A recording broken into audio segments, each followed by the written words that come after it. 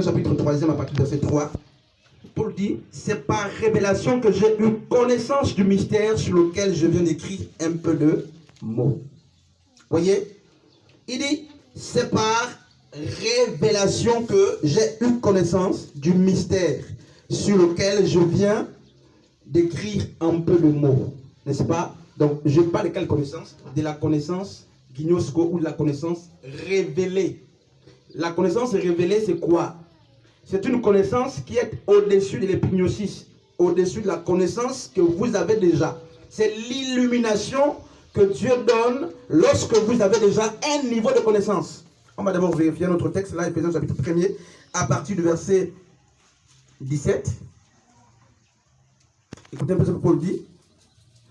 Il dit, à partir du verset 16, Éphésiens chapitre 1er, à partir du verset 16e, je ne cesserai de rendre grâce pour vous, faisant mention de vous dans mes prières, afin que le Dieu de notre Seigneur Jésus-Christ, le Père de gloire, vous donne un esprit de sagesse et de révélation dans la connaissance.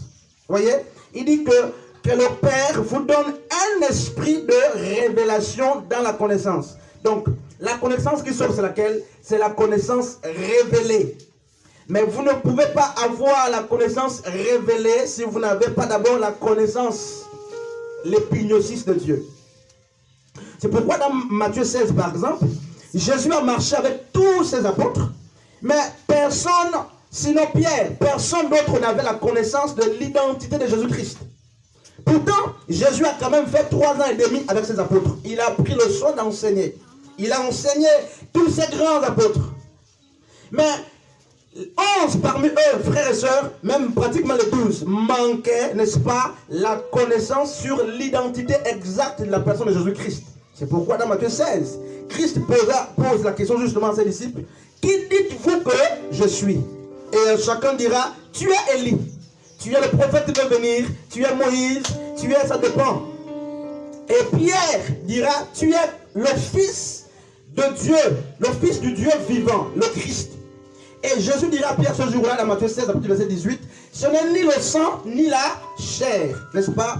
Le sang et la chair. Le sang et la chair, mes amis, c'est quoi? C'est l'homme. Le sang et la chair, c'est l'homme. Le sang et la chair, c'est aussi quoi? Ce sont les écoles. N'est-ce pas?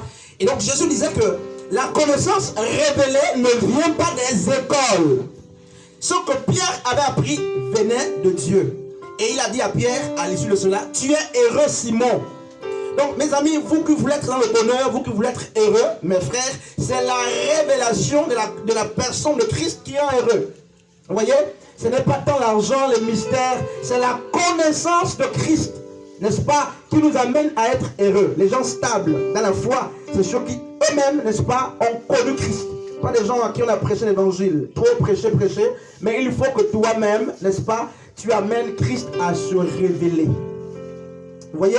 Donc, à ce niveau de la fin, à ce temps de la fin, les gens doivent avoir la connaissance. Sur quoi? Sur l'évangile. Frère Josias, sur l'évangile. 1 Corinthiens, on va d'abord lire là. On va quand même beaucoup lire. On va quand même lire.